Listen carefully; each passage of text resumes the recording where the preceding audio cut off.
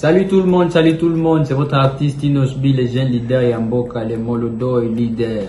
C'est juste pour vous recommander de vous abonner massivement sur la best chaîne YouTube, Gossip DRC News, #1 on YouTube, Gossip DRC.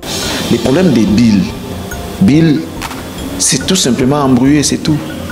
Il avait tout. Il s'est embrouillé seulement. Bill a fait tout. À ça, alors que ça va falloir faire Bill dans mon awa. À ça, appelle un sponsor. Et là, on va lukata minimum wana on va lukata bana makamba lukata ndambo Bill azala na. Le P wana pas lukango. Je me dis, si c'était Céléo, ça aurait été autre chose. Bon, attends moi ba kifunda ba sakana mufu kusema mufuga ba mbongo na kataka.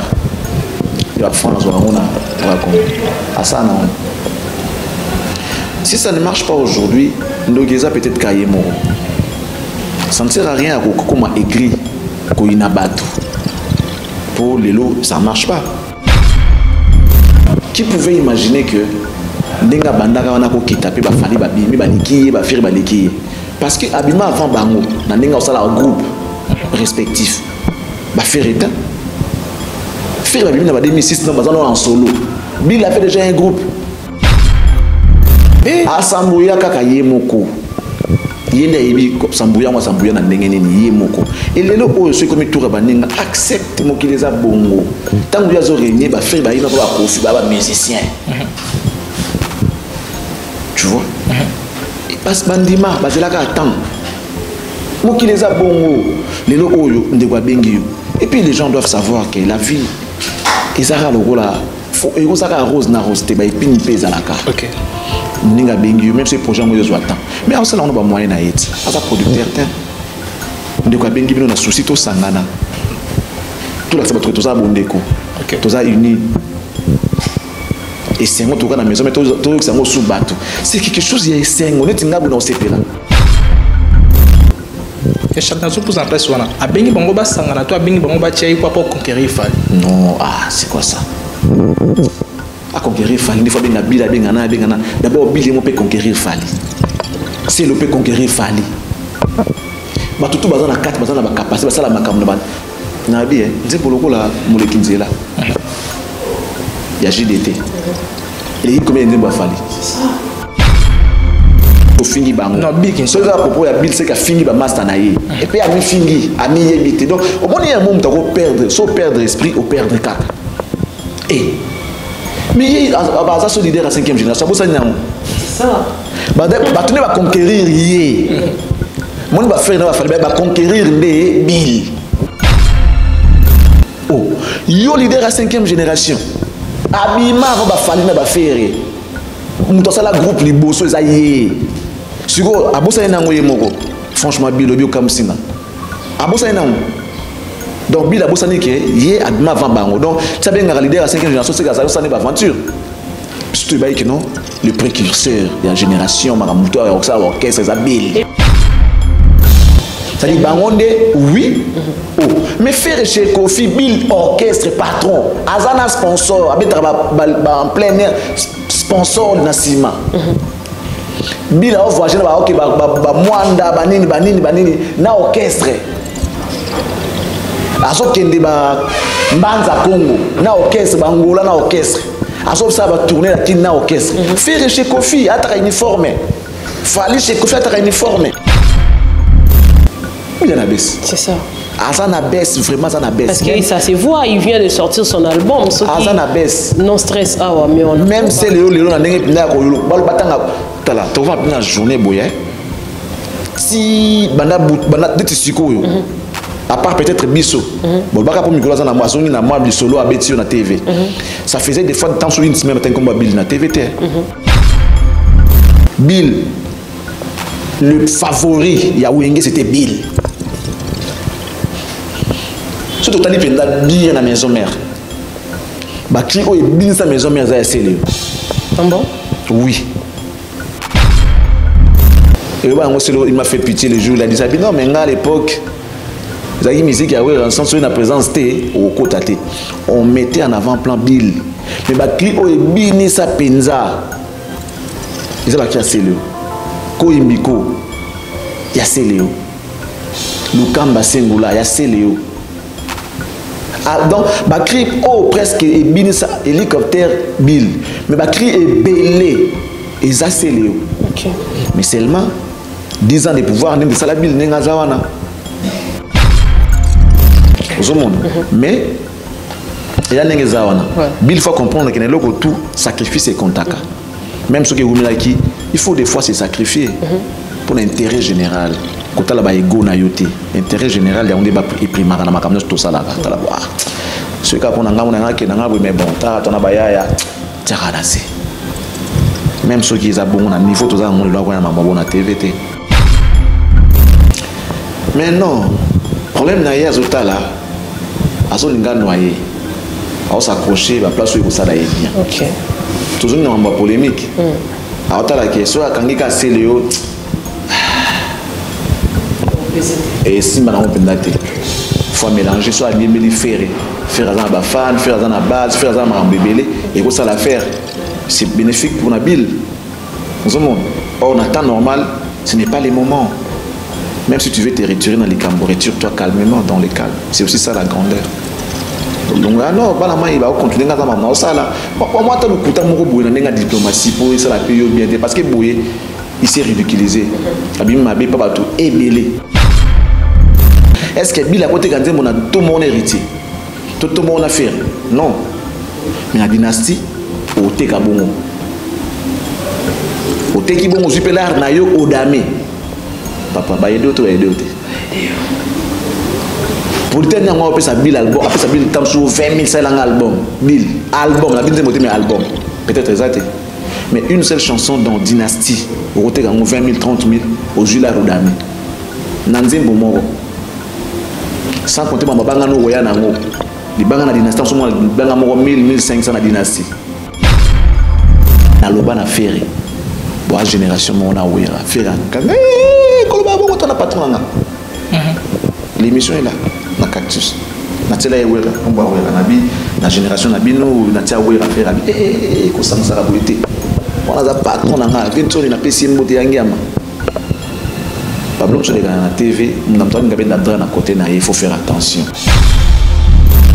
Donc, sache-le que tant que ça la bonne de gona zomona a sepelaté et de gona on va na fan après na bateau balingakaye qui aussi par moment balingarapeyo. Donc tu es en train de te créer des limites toi-même. Je vais te dire quelque chose qui est réel, peut-être que moi au sala constaté. Si tu avais les Gaulois derrière ton stade on est ça la plein. Ça je te l'ai dit. Directement héritier. Parce que il y a des gens qui ne chantent pas dans ma live. Après au biono succès, non, même grand prêtre Michael Jackson, avec tous les succès qu'il avait, mais il chantait. Yemba kana no ba konsoka nazo yemba boko yemba na bino me yepa zo yemba boko yo azo yemba akoya tena ba ventire non public ezo yemba ndimo nanga te yondo yebite Michael Jackson ba nego yemba bien kada ina succès ndaliki makina succès ça na kisa so na mokilio ti lelo mutana selo asala skito kwa Michael Jackson. On ne ment pas, appelez-moi The Game, gossip DRC News avec Jazz Kavoulou, hein, on parle plus trop, presse en ligne avec intelligence, avec sagesse, tout ça, pas trop de polémique. Ce qui on mélange pas les torsons et les serviettes. Hein? Nous on est serviettes, on ne dépend pas des torsons. Gossip DRC News avec Jazz Kavoulou. De belles interviews, de belles collaborations, de belles images. Parole de Fabregas. Yo, alerte générale, abonnez-vous sur Gossip DRC News. Jazz, Tokos. Gossip DRC News. Les boss, ah. Ça a toujours été un réel plaisir pour moi de vous savoir tellement nombreux qui me suivent en ce net. Merci à toutes ces personnes qui nous ont toujours soutenus. Bandeko Nyos, Bandeko Bandeko, nous vous aimons tellement et surtout que toujours une bonne année. Et là, tout le monde qui pense à Bolingo, tout le monde qui banane Bandeko parce que fête l'équipe, moment festif l'équipe. Et là, tout côté année à Sika, année à Kembo, année à bénédiction, de tout côté en Ilongo Nabino. Déjà, nous sommes là, tous en 4e émission. émission visibilité des stars, une émission ya marabandeko ya lolenge belé bandeko basala comme ça bango surtout bien les to ya marabango na kati ya émission na biso o etambolaka à deux. Je crois que to ya maraming bandeko nanzela na Naomi ya bazali concert nanga to sala na émission elongo oyo to sala ka yango déjà bongo et les autres ya maman ko ba ya mon ko ba ene o ezali Charlie Prince to kosola penza masolo ebelé pourquoi pas ko lobela plus ba si je ezali sur table ne to kosola yango parce que là to lobela penza ba actualité musicale to lobela ba actualité nyonso etali pena mboka na biso surtout du côté plus musical ne to kosola bongo na elongo na ndeko nanga Naomi ya ba otozali na plateau déjà le frère de Bakane ba bonjour et puis nazong c'est là micro pour que ndela mo na présentation déjà. Voilà, bonjour Kevin Mohamed, bonjour na bande connu surtout basu souci bakwa kolanda biso parce que déjà c'est la toute première émission pour l'année 2023 et c'est rolanga ils a penza mingi ya komona bino lisusu na neo ya sika na pesi bino ba mbote ya trop pe matondo na batonyo surtout bazaka biso fidèle année 2023 na recépela vraiment tozongi la habitude tozaka na kala ya rotala émission tant toutes émissions to comme ba 20 000 to comme ba 10 000 et ça la biso bien na okaki tout à l'heure au lobby année en kembo année à gloire mais minga la linga penza te koloba yango pourquoi parce que chacun de nous a dans la façon oya tam sara vinae motorbi kan kembo ezara oyo a eu conscience ya vinae parce qu'à un certain moment il faut que on s'arrêter au mitala nanu na dikisa année 2022 ndenge nini année 2023 na okumba on ndenge nini donc tant on eu conscience ya makambu ya vinayo nde okobika to mson kembo et vous a difficile pour une personne qui n'a pas pris conscience à l'obake na obika kembo obika on ndenge nini pendant que zo meneka la même vie oyo qui l'année passée d'où il faut donc sa conscience n'est en place et puis ah bon ça est tamboli na mingi mutape sa bison kembo nzambe mais yo aux la relation ni nzambe pour bikan kembo c'est vrai qu'il fait grâce à qui il veut par rapport à sa souveraineté mais intégrité n'a peu devant et contact donc tous à la wana tous ont sa conscience en place et au ça biso bien mbote na ba vrai Naomi ya batu année 2022 souka na yango na comprendre banane bazaki vraiment pour belé même allo et téléphone et comment qui difficile bonjour et comment qui on dirait batio et paix pour répondre comment qui passe en tout cas to feta na ba auto feta na bango mais du moins en 2023 on va changer aussi la manière ya ko solo là so to pesa mbote na bato ba soutenir na ba commentaire net no na Patrick Kweno ba mbote na yangwana tampo yo ba mbote na yangwana mbote na Monsieur Jean-Paul na peso ba mbote et mbote na Francine Mavim puis pour le reste en tout cas vous devez tout refaire contrat merci beaucoup Kevin Mohamed un grand merci à Daniel Boronké c'est l'homme selon le cœur de quelqu'un mon conseiller privé à moi voilà ne ba vrai na ba mbote na bango yangwana voilà ina bosani mutu moko mais on peut se mbote tout au long de l'émission merci. Voilà, merci beaucoup Naomi Yaba. Je crois qu'on a des messages forts au Pesina Bandeko parce que là, on a pas de siko, on a dit que Pengeli Kambona en Kembo, tout bénédiction, mais photo bongi sandé tamboli, photo simba penali bamboli na biso. Déjà nous sommes là. Bandi Maraba bonjour. Voilà, déjà tout bandi émission et déjà tout ça en face il y a Charlie Prince, ni to reçoit la pendana lelo tout au long émission en haut, tambola pendana bongo na yebi que ma réponse ezali penza oyo kozala plus bandeko ba kosepela na yango et puis bandeko musu ba kozape blessé parce que année 2023 tu yebi que ma musu pe ko continuer kolanda biso et tout ça déjà na kati émission. Bonne année ya Charlie. Bonne année, ok, merci Mohamed. Bonne année également Naomi. Je n'arrive pas à comprendre. Naomi. Ça va faire 2 émissions. Naomi ne cesse de répéter la même chose. Bonne année téléphone, bonjour. Et les lobby, on va changer. Et ça, il faut qu'on réfère ma contrat. Ok, on attend voir ce que ça va donner. Sinon, Binopé. Vous avez un peu sérieux par moment. Bon, bonne année, bonne année, tout le monde à la biso. Bonne année, Nabino, bonne année, auditeur, Nabiso, sur la radio, la TV, Internet, la YouTube. En tout cas, tout le monde année à Sika 2023, je crois que les années où on va avoir une décision de la prise de conscience. Normalement, Motonio sera tamboliti à un moment, il faut attendre à tambolaki. Les bandeliamboula, c'est l'ansaka, défi, un moment on a un objectif. Pour que tamboli madame, faut na makambo yo kani kosala tout au long de l'année. tant qu'on a souka ndoko tala na longi to na longité ouais ça par rapport à yo moko ils allaient concurrence té ils allaient payer bitumbaté mais sengé na moto ayeba nini azo sala pour à comment niveau ya ko sala yango pour na yeza lokola alongi le quoi na mon besoin donc ça veut dire cette année on plaire tout le temps ils ont simbaté mais bon et simbité par rapport à quoi vous comprendre tant on le simbité ce que simbité ça veut dire qu'il na ça qui défi mon ko boina ko kokisa yango na kokisi yango té dès dans mon na simbité yo bandi mbula objectif moko exacté défi moko exacté na suka mbulo bio ano pende simbité oh mais simbité par rapport à nous il est temps de bandi mbula c'est que nous sommes le 2 aujourd'hui je demande à tous ceux-là qui nous suivent de pouvoir se lancer des défis des objectifs au bout atteindre pour nous mona ce qui est simbito et simbité Zambaza na bino au bokana bosala et simba mais à condition que vous soyez sérieux c'est lancer le défi ça m'a bêté ils appliquent à malobati na France ma voiture par exemple mais oser économiser pété ressemble à voiture en comment donc ceux qui au kani ko sala loko il faut que tala nini ko sala ki okokisa yango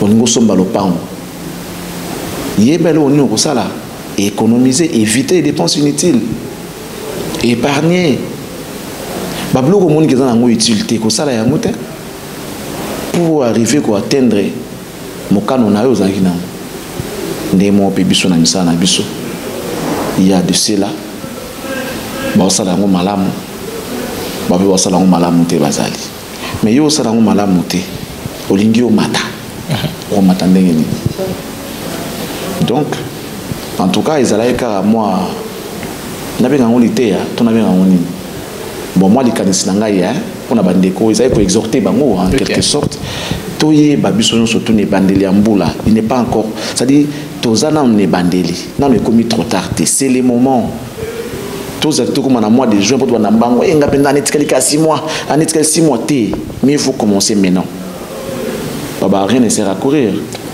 il faut que banango siko ko kine malem petit to koma tu as tout le temps anezane bandeli yebelo ko lingi et l'andela yango malamu ti okoma na suka na yango je crois que Dieu sera derrière toi so za makanza malamu to ti a sérieux et puis to bongisa relation na biso na Nzambe parce que toi pe saka makoki na souffle de vie pour to longa za Nzambe tu veux atteindre un objectif il te faut les souffles de vie il te faut les moyens et il te faut également la volonté et celui qui donne tout ça c'est Dieu. C'est Dieu. Il est permis de rêver à tout le monde. Mais pour concrétiser ses rêves, en tout cas, c'est Nzambe d'abord à Zanayo et puis la volonté. Donc, commençons par réparer nos relations vis-à-vis de Dieu et mettons du sérieux à ce que nous faisons et je crois que nous arriverons à atteindre nos objectifs. Merci. Voilà, il y a Charlie en forme. Ouais, un peu mal à la tête, mais ça va, ça c'est rien, je peux pas déranger ma boîte absolument qui nous a la tête, mais seulement, on a beaucoup travaillé, réveillon, on avait l'église, on était avec des enfants, avec la famille, tout ça, c'est normal, c'est normal les autres, mais n'habite qu'avec Dafalga ou Doliprane et les 40, juste le temps de prendre et puis voilà, Dieu est avec moi. Voilà, déjà il y a Charlie et puis Banda Penza émission Nabiso. L'année 2022 vient de s'achever et comme Penza Nasuka, to clôturer et puis l'année 2023, to yebi que l'activité musicale, to l'activité culturelle les acquis Penza et Belé et puis ba Messi et Belé ba œuvre na aux acquis Mosala na bango. Mais Charlie n'anga penato mais quand on déjà en ce qui concerne ba musicien et Belé le lingue ba sala qui Mosala na bango. Déjà pour na Charlie musicien nini déjà oh, le lot a marqué Penza 2022, surtout du côté néo, on a plus positivité dans la marambougne soit ça qui est en 2022. Mais le lot Tokoloba, non, on a qui objectif à atteindre. Ok. Et puis sérieux. Là, je vais maintenant du côté musicien. Ok. Moi, que tous dans le bas qui n'est pas il y a de ceux-là, sans objectif. Ok. Ça veut dire qu'il va être accosté. Vivre par rapport à Bango Moro. Et il y a également de ceux-là, parce qu'il n'a pas d'objectif à atteindre. Ce qui va atteindre yango, on va dire que c'est une réussite. Donc, ça veut dire Baïke, Balongi, Nabopé, Balongi te. Pour être clair, Lelo, défi à Makasi, Oyo, et Seigneur n'a pas tout relevé. Parce que nous avons ce qu'on appelle vécu quotidien. Sortir un album, jouer des concerts, c'est le vécu des artistes. Et ça, bon, voilà où tu es rattaqué. Mais l'objectif, l'équipe a limite où on a payé. Ça veut dire, défi le stade de martyrs. C'est-à-dire, quelqu'un qui a fait 16 ans de carrière, il n'a jamais joué stade de martyrs. Mais tant qu'on s'est lancé, déjà comme à lancer des filles, on a pour Nayemoko et à Betiango, ils ont réussi à mon peu importe, il suffit de dire je veux. Et puis, à Kokisi Yango. Il y en a qui n'ont pas pour comprendre tant on temps à ce que tenir mis sur rigueur. Ils appellent la bande comme Soussou pour na bango, banda groupe naye. Nana kumba bango libanda ya mboka te net na espace européen. Défi naye pezalaki akumba groupe naye akende na bango. Ça c'est pour l'année 2022. Soka kokisi yango. Alongi to alongi te. Alongi parce que zaki objectif naye. En tout cas 2022 nga fo groupe nanga et kende poto na ba mise nanga. Donc to bana ko proclamer pour l'année 2022. Je ne parle pas d'album et des concerts. Je parle de grands défis, genre Stade des Martyrs, genre prendre son groupe, l'amener à l'espace européen, par exemple, même à l'espace américain. On a Mobu Moye Tozali, Baïbakokisi, Makamboto Olobela, Ezali Fali, Ezali Héritier, Ezali Fabregas, Ezali Déplique. Et ceux qui ont là? Oui. Dans l'émission du Soussou, album T, ça c'est le vécu des artistes. Concert T, c'est le vécu des artistes. Défi à Miné, pour Fali, déjà d'habitude, il joue. À Kumbara Group, c'est son vécu au fait. Et c'est le Wassikate. Parce que surtout, année on a ça année on a et j'espère que année où l'équipe a ça année où l'équipe a ça année tout aussi ça va ça année 2023 je pense qu'il y a ça c'est son vécu. Tout le même vécu quotidien. Héritier par exemple, à autour de album, ils appellent un succès. Mais l'album en 2022, et l'équipe déjà met son album, succès en 2022. Mais il y a un PNDT, il y a un Tolobela. Tolobela, il y a un défi à miner, le stade des martyrs. Depuis, il fallait à la fin, il y a un stade des martyrs. Pour lui, c'était un grand défi à Betayango, et puis les Kanenge et les Kanyon. Il y a un défi. Pour lui, c'était un défi, en même temps son objectif. Il a projeté ça. Et puis, à Kokisi à Moninga Lubaki. Pareil pour Héritier. Peu importe, Bandengé surtout lesquels. Défi à miner, nous va relever. Parce que non seulement, toi qui as un aspect technique, tu as un aspect normal, réel par rapport en termes d'organisation. Ça peut t'écouter, laisser la terre. Stade des martyrs. Sur le petit dépense, il y a combien de stade des martyrs. En tout cas, chiffre on a qui a moins ça va au cause. Il y a 500 000 $. Environ 500 000 $. Oui, à peu près 500 000 $. Organisation, tout sécurité, tout à disposition, surtout pour nous mettre à stade, on a un instrument, tout qui n'a pas 500 000 $. Alors, il y a de ceux-là, j'ai paru que ça dit coproduction, ça dit autoproduction. Si vous avez autoproduction, même ça 500 000 $. 500 000 ça peut acheter une parcelle même na Gombe wana ekosomba. Ma campagne mon tubenda ndimi peut-être ça peut locataire là la repela mo parler ndimi ya tiango enjeu ka pour ta concert ya likambo ça na ngote to négliger ba to nati. Ça va défi à minene au ba relever.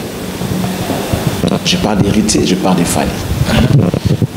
En termes ya kokumba ba groupe et que de libanda l'année 2022, Fabrica Sassali na groupe né, ou à Salat jamais dans le passé.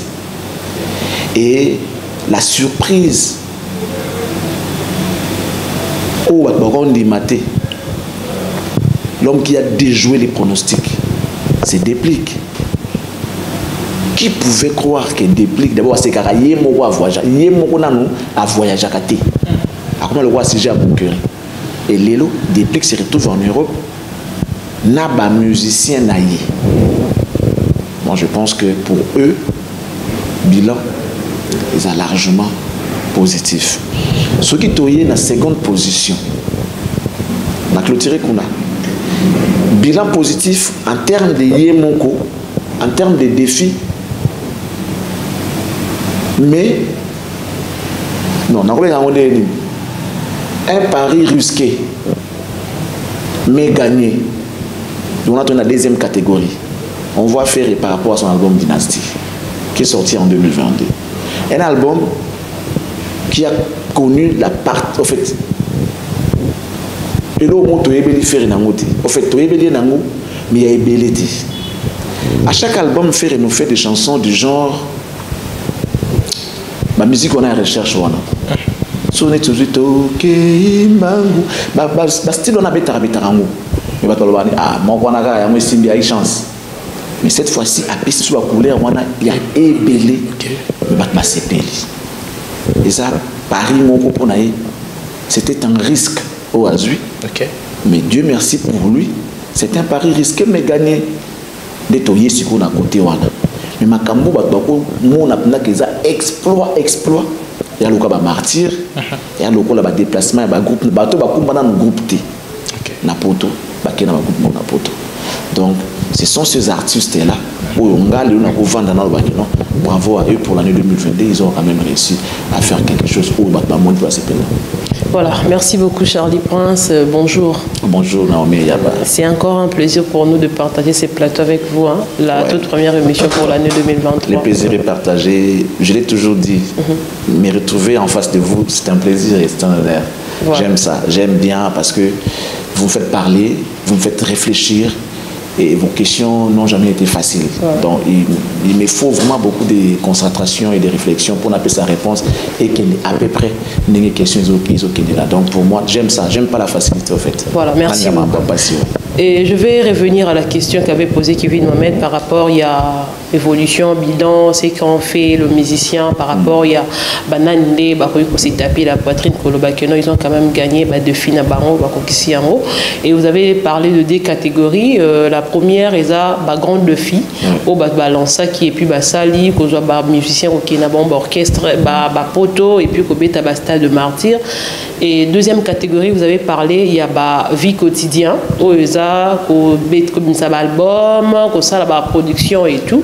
Et na yango botangi olobi Ferregola a quand même risqué ya ko tia style oyo tom so ba yeba ki yango abeta ko na nzembo moko et ba moneka ki ekoki bon tom so ko kate et il a refait ce même style dans l'album Mobimba Dynasty et ça a tenu et ça qui paraît risqué mais gagné mais aussi le fait il y a kozwa album côté yango na ba vente physique tending ba tumsu ba salaka à côté yango na ba plateforme streaming est-ce qu'on peut dire aussi c'était un pari risqué gagné? Oui, mais il n'est pas le seul à le faire. Il n'est pas le seul. Tout le monde oyo. Tant que vous avez un makino, ça on a un streaming. Et ça, il y a un peu de artiste. Le lieu comme ils vont. Le lieu comme ils vont, fallait le faire. Hériter, ça, il va confier ça. En tout cas, presque tous les artistes le font. Et ça, on va bloquer qui te lobby là, non, ils ont une particularité tout le monde. Non. Moi, il y a un problème. Les logos vente physique, ils ont sauté. C'est pour tous les artistes. C'est pas seulement pour faire. Pour tous les artistes. Vente physique ils avaient soutien et comment que avant ils avaient sauce net bouillé tout le monde a beau les gens des bim toki na on a vu tout le monde qui il y a son album et c'est là comment m'envoie bas streaming et ça fait regarder tous les artistes les font fallait au téléphone streaming en tout cas tous les artistes ferré héritier bango tout boté ka kuna mais ce côté ka ngopende qui c'est parce que nous boté ka bien on se boté ka bien té bazo découvrir dans le marché avec le temps peut-être ça va aller ba mais ça na ngo ba stratégie ba ça va streamer bango ba communiquer peu bien ba zamba équipe makasi ya marketing pour ba streamer bango pe na ndenga bien et ça C'est pas pour faire seul, non. C'est pour tous les artistes. On va tout compter en côté. Et là, on a un monde qui est banga, ceux qui sont maquittés, qui quand peut écouter dans sous carrière, tout ma ramusou, non, ça moi quand artiste qui t'a, et ça style offert à une rumba trap, rumba trap, wana oyo a risqué que le bango ouvertement qui nazo ça la rumba trap. Il a pris le courage de le dire que l'album nanga est rumba trap. Bon, il y a rumba kaka pur, rumba authentique, mais cette fois-ci n'a qu'un rumba trap. Alors rumba trap, les gens entendaient que bah mon logo moko boy et puis bah mon logo moko boy, mon noté, c'est différent par rapport à ses albums précédents. Et bien que c'est différent, mais et ça il fait tout bien. Banzim boloko la sing again.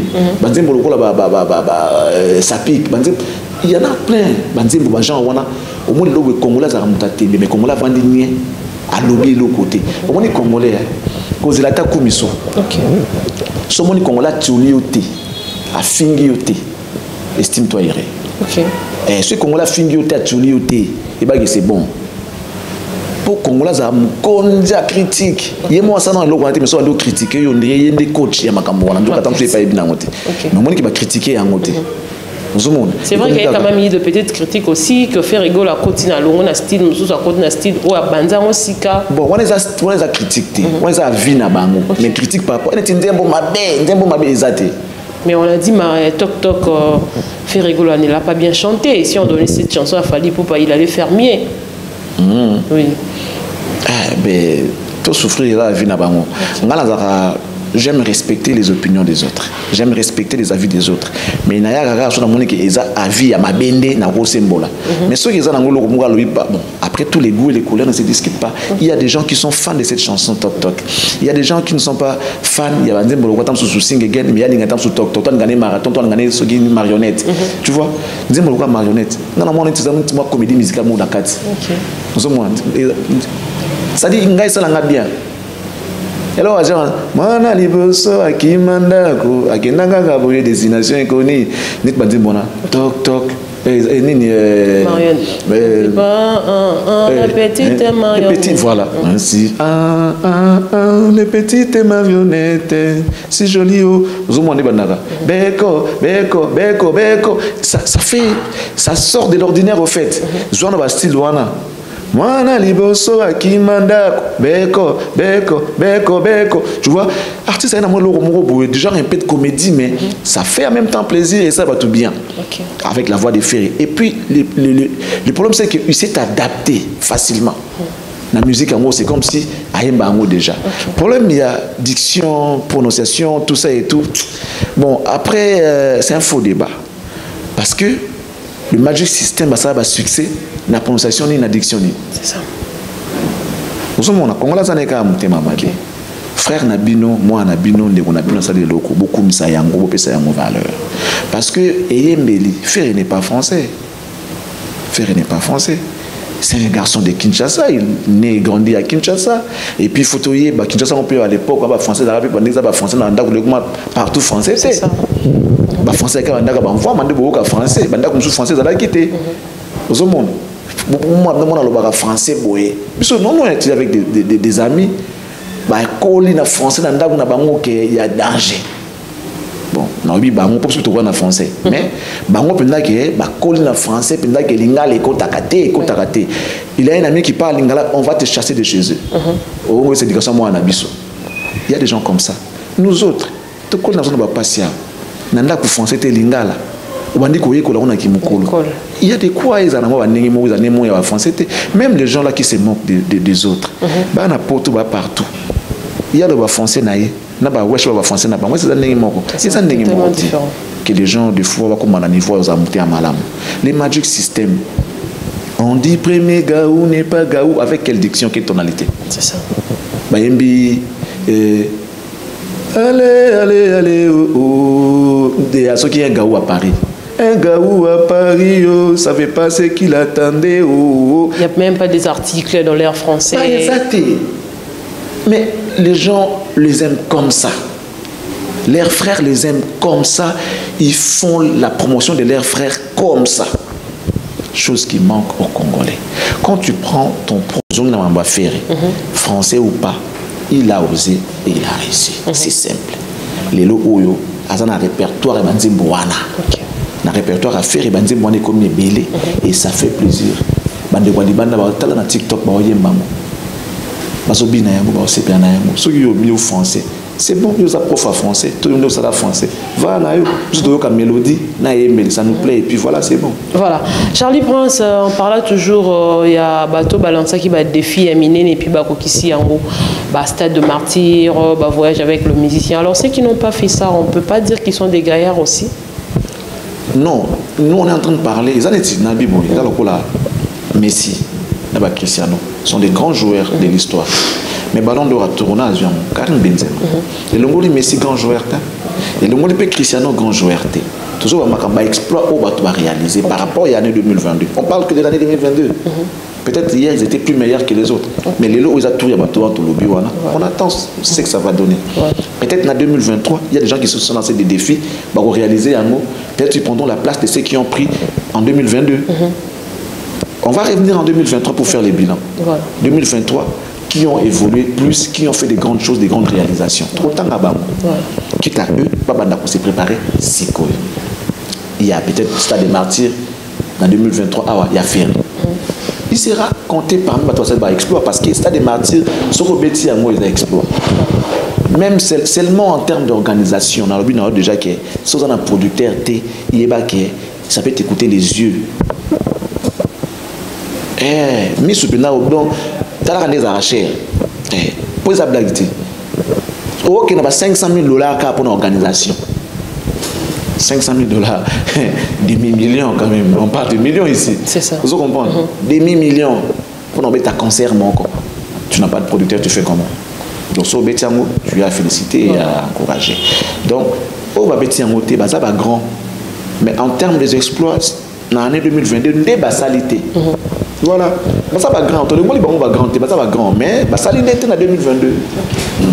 Voilà, Charlie Prince, je crois que toujours comme dans l'émission, on a posé question aux Alapenza, bandeko belé ba rotia biso pena kamingi, kalolingi bandeko bloba que notre site fixé pena miso na bango et pas na miso na biso plutôt et pas na bango ou pour na émission à lelo. Charlie Prince to me kapena rosola, polémique to ba guerre musicale lelo et apporter nini na culture na tout pena katia au musalo bandeko basala rezaka musique et apporter nini polémique et puis ça encourage na punch chose en ngamba et ça dépend maintenant dem dans là so ça la polémique pour na nuire mutu wala la problème na yo ça dit so ça là en termes il y a défi tout est motivé parce que tout dans la polémique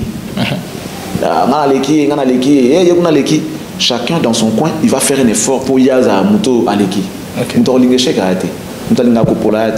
mais quitte à yo orienté polémique na yo et qui n'a sens ni les locaux par exemple on a vu Mambo Stade des Martyrs Fali a joué Héritier a joué et créé polémique et les gens entendent qui Ferry ce qu'on a polémique ou wana Ferry olinga pété apola akosala effort wana ce qui peut permettre de avancer dans la carrière na ben effort wana ngo ekosala pe carrière n'est bien parce que azobeta seulement pas pour naïe pour relever ces défis là il y a baninga betaki avant hier et ça n'est pas clair polémique en faisant des cas constructifs soit constructif t'es des problèmes parce que faut que là et profiter nanga nanine et puis généralement les gens qui n'ont pas de succès les bas s'accrochent à la polémique n'a pas tout de succès et ça me rappelle bon oui on appelle ça exemple basé quoi Léona Ferry pourquoi il veut s'accrocher donc Wazé a succès est-ce qu'il faut qu'on aille biso est-ce qu'il faut qu'on aille biso un album nous obéit à l'élo abisi combien d'œuvres qui a monté mais il s'est fait remarquer dans la sortie médiatique quand il s'agit de Mambo Ferry dans la Gaulois monde va aller belé et ça profite à lui il a profité dans moi si vous montez dans le succès à profiter dans mon ami mais c'est polémique pour preuve que faire à l'oba on depuis maman banda atika ko loba on parce que et servir ne l'autre il y a le quoi blague moi na souvent parler na nini na TikTok na TikTok bien qu'il na c'est peut-être na parler ba hôtel na France sur France abiono na Orlando te si on a dû perdre raison on t'a candidat na ok c'est pareil sur la dit on perdre raison t'a candidat na ok c'est ça polémique faut à la cas na bien nous même voici quoi quand on est venu c'est accroché à qui n'est-ce pas, à Kofi. Et c'était pourquoi? C'était ciblé. Bon, ils aboulent, et à Bongo. Quand on parle de lui, on parlera de toi. Tout le monde rappelle si le Wakanga Fali. Ah, bon, si tu veux dire ça comme ça. Mais il y a beaucoup de gens qui ont Katinde. Ok. Ils ont la polémique, il y a une polémique où il y a les Kambu. Après, il y a des sautés. Et bien, comme on a sens, il y a eu quelque chose entre Baoumi et Balé.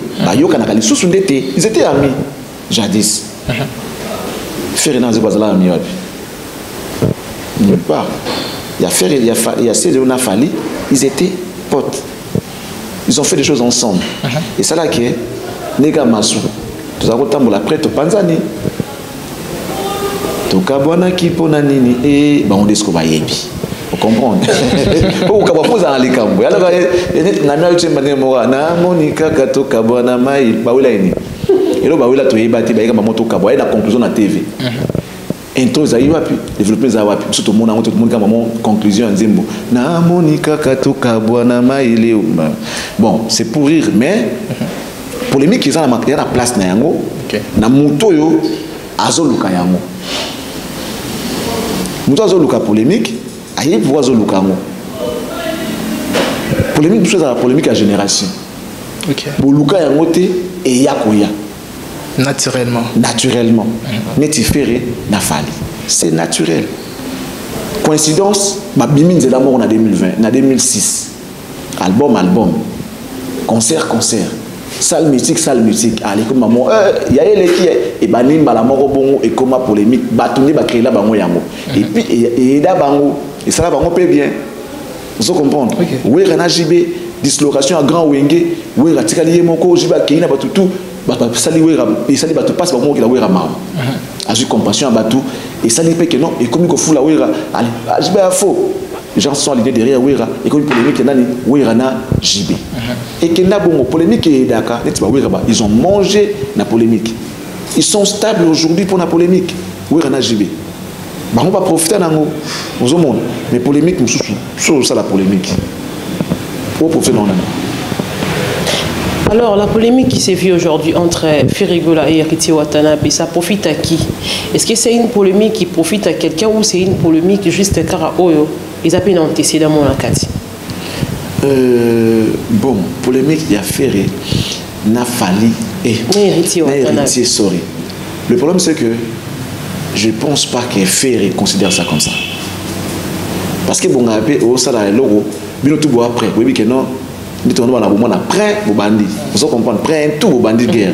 Ce que guerre, on a des trucs qui arrivent après, tout faire après. Polémique, on a évité. Et souvent, c'est peut-être les fans, on a évité. Mais dire héritier, je suis vis-à-vis de tout ça et tout. Et cette polémique, il y a dernier fils. Est-ce que Ferré s'est prononcé dans la polémique? Il a dit juste que non, Toza, ma frère, héritier Azamon Wenge, c'est lui le dernier fils, on est deux frères. Monique Azam pour sa polémique. En réalité, et toi et moi, on sait que si on parle de Wenge, version originale, BCBG, bon chic, bon genre, 4x4 tout terrain.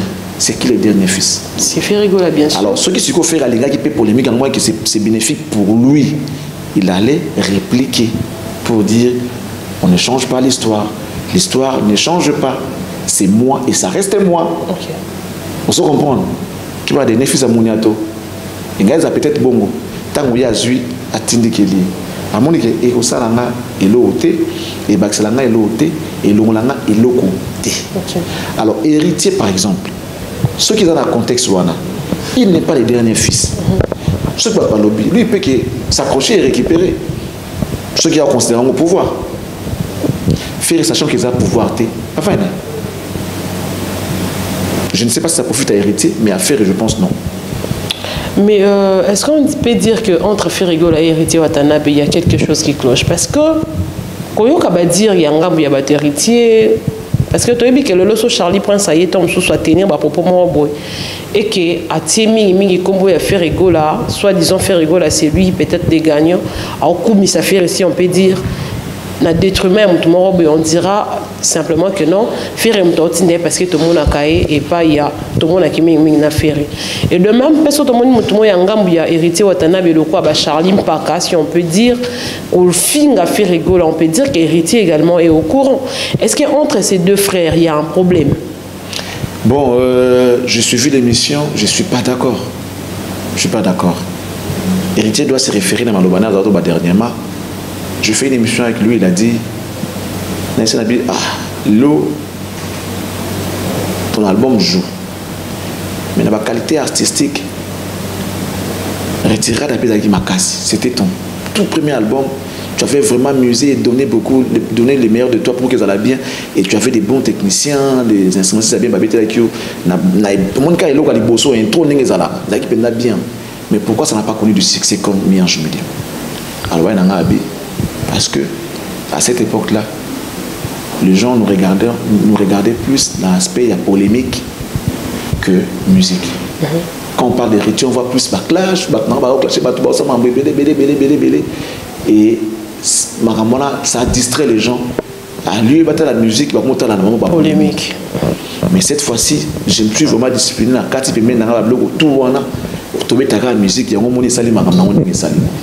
Je pense que c'était bien réfléchi. Et là, aujourd'hui, Charlie Pakaki a quitté Héritier. Il y a eu ce qu'il y a eu. Il y a Loba pour Héritier. Il a dit des choses. Pendant ce temps, il était avec Miel de Son. Avant que tout Miel de Son, on a eu la New Style. C'est pour ça qu'il y a orchestre. New Style. Mais c'est un Héritier. Tout va aller au Héritier. Oh, Loba. Est-ce que, normalement, il faut apprendre un peu dans la Koloba. C'est ça. Si tu es à côté d'héritier, tu es revenu, normalement, prouve que tu es meilleur. Sans pourtant toucher les autres. Je pense même que tu es en train de t'humilier toi-même, mon frère. Et puis, héritier, il faut avoir parce qu'il y a un monde qui est erreur. Et c'est là qu'il y a l'album de Simbaté. Oh, et Simbi. À ceux qui ont l'album de Zoyat, et à venir au chemin de la gloire.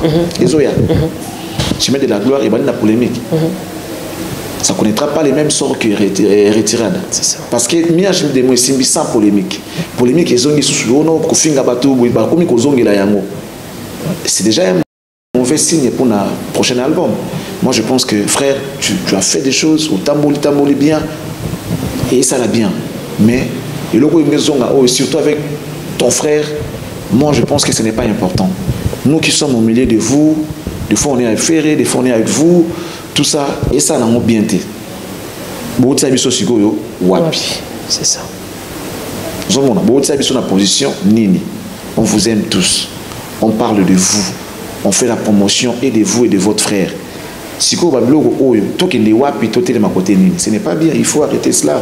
Par moment, il faut être un homme, il faut assumer, il faut se lever, taper la main sur la table et dire je n'ai pas besoin de ça. Charlie, s'il est revenu, il n'est pas revenu pour la fin de l'eau, pour ligner ma casse. Il n'était pas là, tu as connu les succès avec ton album Miange Medium. Pas qu'on n'était pas là. Malgré ces insultes, ces injures de loin contre toi, mais tu as résisté, tu as organisé ton orchestre. Album mais Betty au Sali va tourner au tamboli par-ci par-là et ça qui n'a pas polémique côté.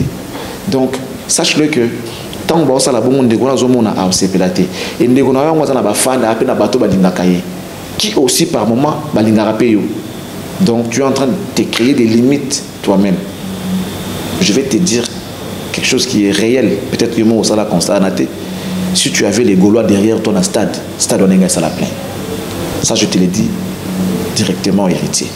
Si derrière toi il y avait les Gaulois, parce que déjà tu n'avais pas l'appui des Warriors, ça c'est sûr, parce que tu étais déjà en concurrence avec leurs leaders, parce que tu voulais jouer stade,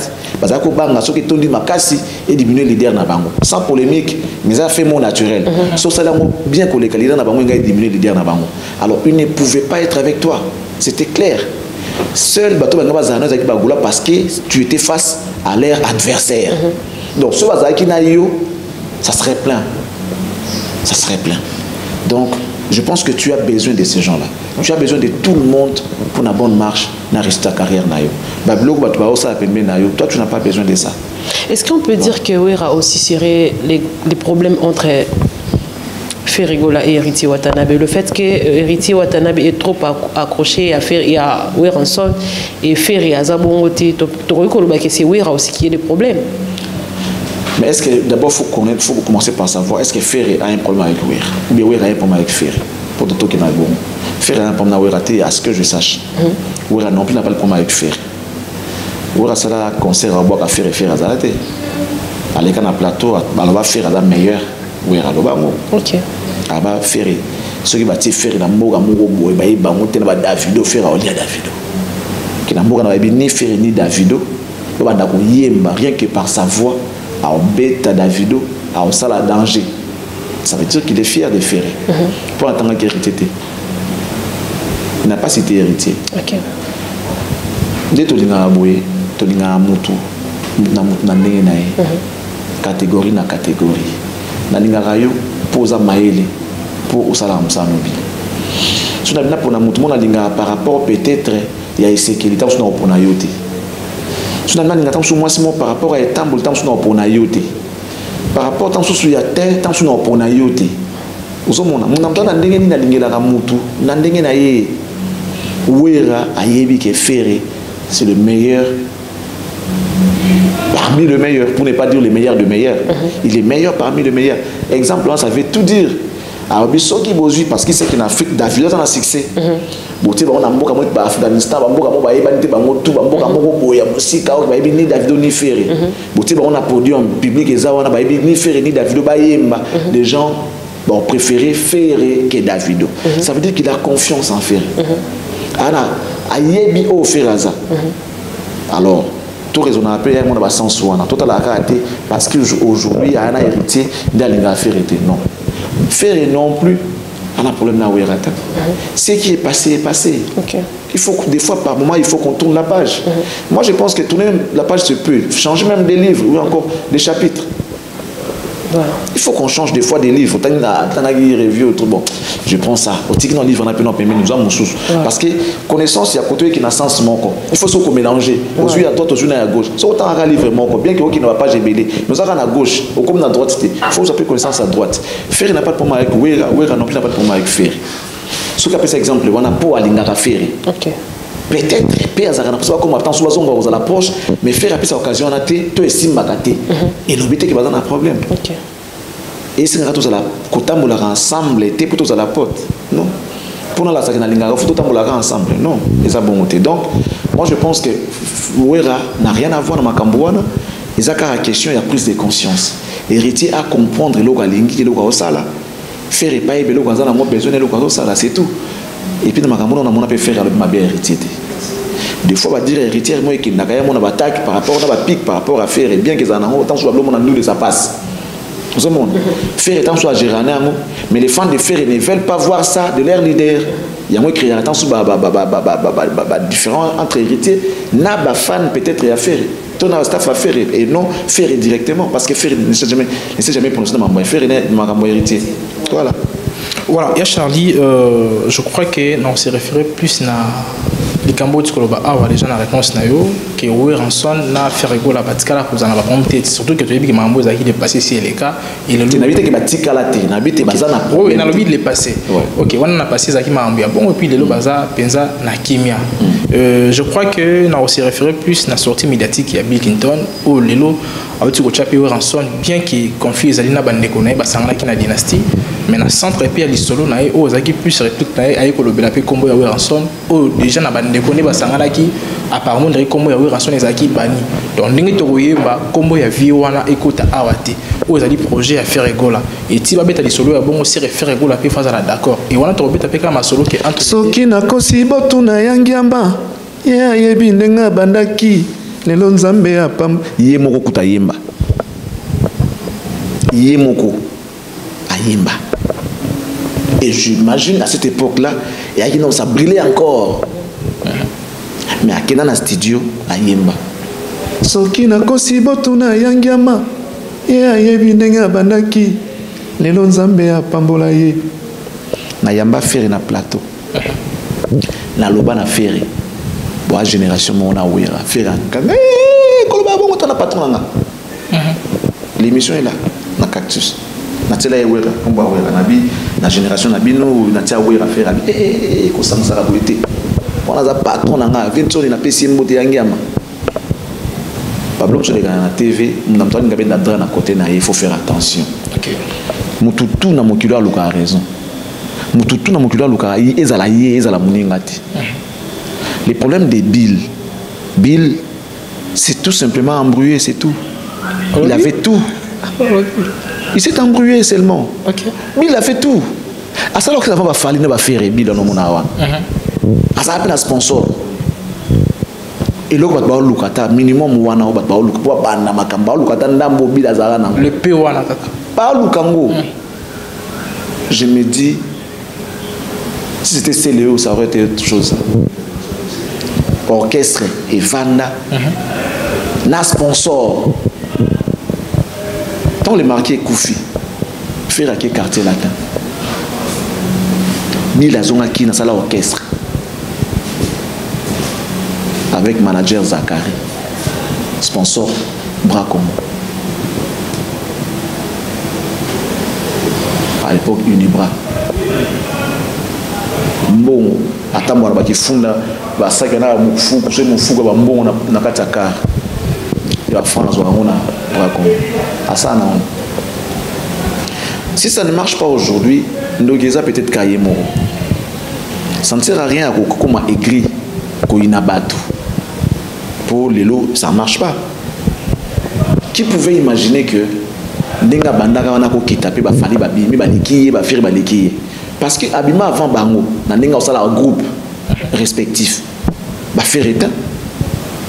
Faire ba bimi na ba 2006 non bazana en solo. Bill a fait déjà un groupe. Les samouraïs. Maïma Bandim Bozo au canapé. Dis-moi, Emila Claudine Lonzoka. Et ça a fait succès. Abeta des mots, oui. La générique. À part la générique, Aïma Tonton Baba.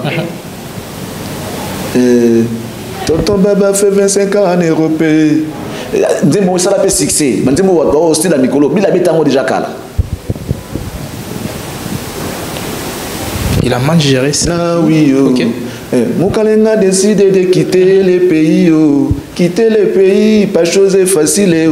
À la frontière, beaucoup de sacrifices. Et ça, c'est que vous me révérez dans quelques jours. C'était quoi ça a marqué. Vous me révérez dans quel point on a marqué. Tant à l'eau, peut-être que vous avez un danger. À gérer carrière, na MAB. À Samboya Kakayemoko. Yenda ebi sambuya moi sambuya na ndenge nini yemoko et lelo oyo ce comme tour baninga accepte mo kileza bongo tangu ya zo réunir ba frère ba ina ba kofi ba musicien tu vois passe bandima ba zelaka attend mo kileza bongo lelo oyo ndekwa bengi yo et puis les gens doivent savoir que la vie ezara lokola faut ezara rose na rose te ba epine pezalaka. OK. Ninga bengi même si projet moi yo attend mais à ça là on a pas moyen na être à sa producteur tin de quoi bengi bino na souci to sangana tout là ça va tout ça bondeko tout ça uni et c'est moi tout cas na maison mais tout ça moi sous bateau c'est quelque chose il y a c'est on est ngabo na osepela et chacun se pose en place wana a bengi bango ba sangana to a bengi bango ba tia pour conquérir Fali. Non, c'est quoi ça? À conquérir Fali, des fois benga bila bengana bengana d'abord Billy mo peut conquérir Fali. C'est le peut conquérir Fali. Ba tout bazana 4 bazana ba capacité basala makambo na bien nzembolo la molekinzela. Ya JDT. Il y a combien de Fali? C'est ça. Et moi nous obungara na habité bon faites pas vous directement, je parle de ceux-là qui nous regardent. Nzembolo molekinzela il y a JDT. Et l'équipe combien de nzembo ya Fali a rumba ou Fali abimisa. Conquérir à Mozambique. Parce que vous me voyez peut-être que non, il faut qu'il y ait des productions scéniques, oui, ça aussi c'est bien, mais concurrence, ils ont en termes, il y a Misala Bossalara, Bossara album, il y a un monde qui va venir nous Bossala.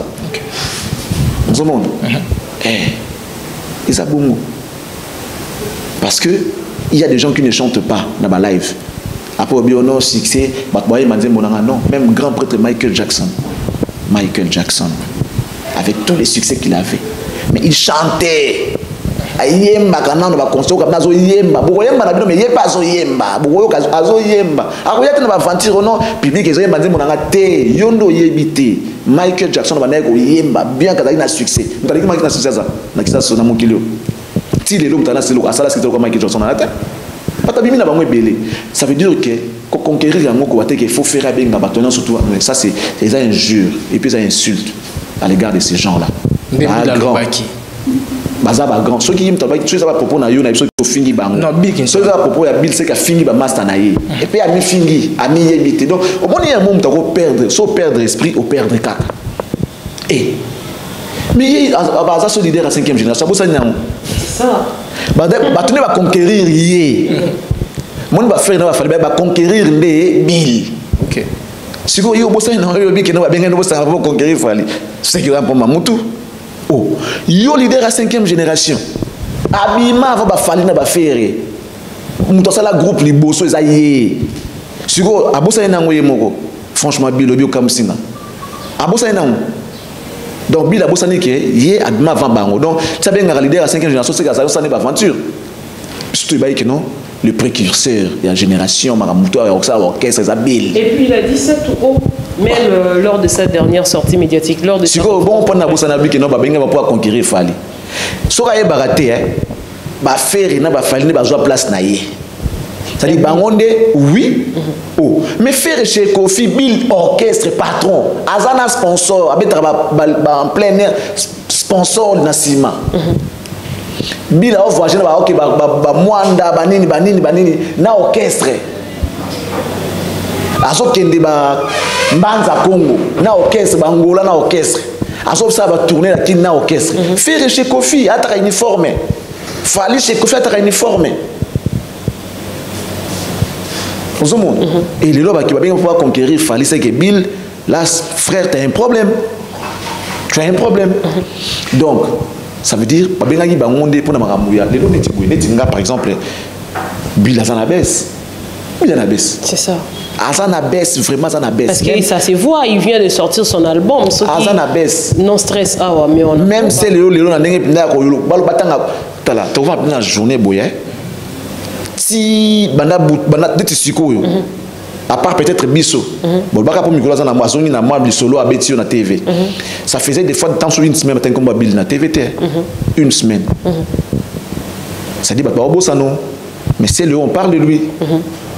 Abeti kombe ah ezo yokana ndi momo ya Bill ezo kango lokwa kombe te beta poto ba benga ba bi kombe e kangi poto lokelo Bill ale lokwa kombe zate c'est le même c'est le en termes il y a succès en termes il y a aura dans l'autorité de Bill OK avec Bill parce que c'est le ayebi et lokwazo loka ayebi ko se maintenir ayebi ko gérer succès na ye aza Poutine Bill le favori ya Wenge c'était Bill.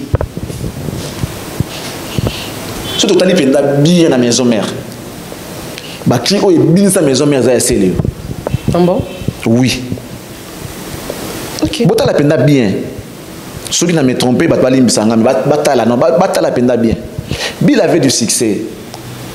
Et il m'a fait pitié le jour il a dit ça non mais à l'époque la musique a eu sens sur la présence T au côté on mettait en avant-plan Bill mais ba cri o bini sa penza ils a ba cri Célio ko imbiko ya Célio Lukamba Sengula ya Célio donc ba cri o presque et bini sa hélicoptère Bill mais ba cri est belé et ça Célio OK mais seulement 10 ans de pouvoir de ça la Bill nenga zawana